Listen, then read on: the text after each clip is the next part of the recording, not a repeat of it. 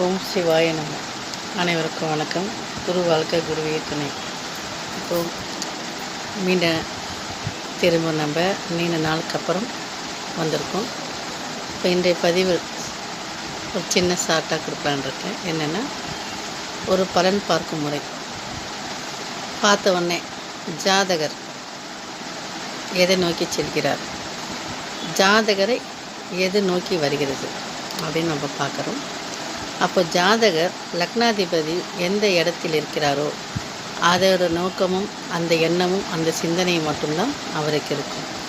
அதே போல் ஜாதகரை எந்த பாவகத்தில் உள்ள கிரகங்கள் லக்னத்தில் இருக்கிறதோ அது அவரை தேடி நாடி வருகிறது என்று சொல்லுவோம். உதாரணத்திற்கு, லக்னாதிபதி 5இல் இருந்தால் புத்திரரை எப்பவும் நினச்சிருப்பார். ஆள் மனதில் எண்ணங்கள் குல தெய்வத்தை பற்றியும் ஆள் மனசு ஒரு எண்ணத்தை